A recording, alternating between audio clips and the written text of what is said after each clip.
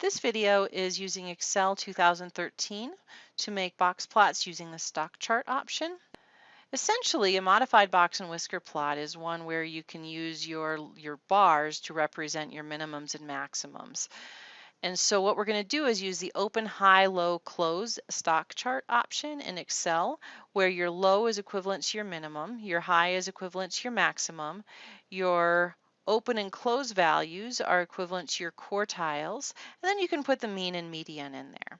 So when we put this into Excel, it's going to look something like this. So in this example, we're comparing 5 stores and we're looking at their monthly sales. So how did we construct this chart?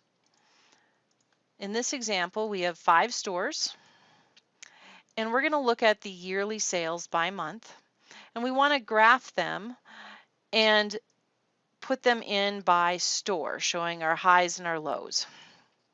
So using the example I just used, our open and our close were equivalent to the quartiles. High and lows are your minimums and maximums. And your mean and your median you can insert into the graph. So let's go ahead and look at the formulas to go with these. So we're going to be using these formulas in here. So for quartile 3, you're going to do equals quartile.exe. You're going to use your data range, comma, quartile 3, enter. You're going to do equals max. So your maximum value from the ones above, it'll point that one out, equals your minimum value from those above, enter, and it'll calculate that. Your median, so equals median with your data range, equals average to get your mean for the next one, and equals quartile 1. I tend to choose quartile.exe. It's my preference on that one. You may have options for the other ones. So I want to do quartile 1, so comma 1 will get you quartile 1. Now since we've calculated it out for this column, you don't need to retype them. You can literally just drag and drop them over, and it will populate the rest of them for your graph then. The strange thing is that you really need to highlight 4 columns of data in order to get the stock chart to work correctly. So we're going to include our titles, and then we're going to highlight 4 columns of data. We're going to go to Insert along the top. You're going to go to your Other Charts, and under Stock Chart, it's the second one in, Open, High, Low, Close. You'll notice it doesn't look quite correct at the moment, and that's fine. You're going to want to go up here, and the first step is to switch your row and column. When you do that, you'll see that our first 4 are graphed properly. But I have 5 in the data set, so it doesn't matter whether you have 1 or 5.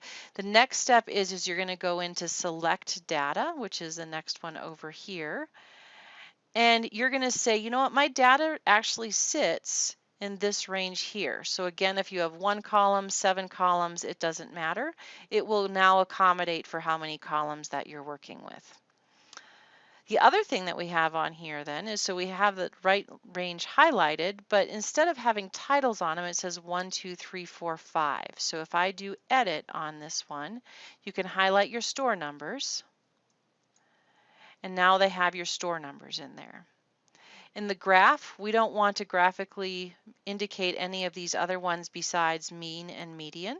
So if I go to quartile 3, click Edit, put the name of that as a space bar, put maximum, edit, put a space bar and do OK, put minimum, edit, do a space bar, OK. We want to keep the median and the mean because right now they don't show on the chart. So we're going to take quartile 1, edit, put a space bar in, and go ahead and go from there. So we have all of the things in our charts in place. On the chart title, we're going to go ahead and call this one Monthly Sales. So if you highlight it and then go up to this range in here and hit Enter, it will then change the title. You could have double-clicked in there as well. If you'll notice in here, we have our highs and our lows and our quartiles, but in this scenario, we don't have the mean and the median showing yet. So what we're going to do is in the black area, you're going to double click. What it'll do is it'll come up with this format down bars. We want to change the fill on this one, so we're going to make it a solid fill. And we're going to change the color. So let's change the color to a light gray instead. So we now have the boxes showing.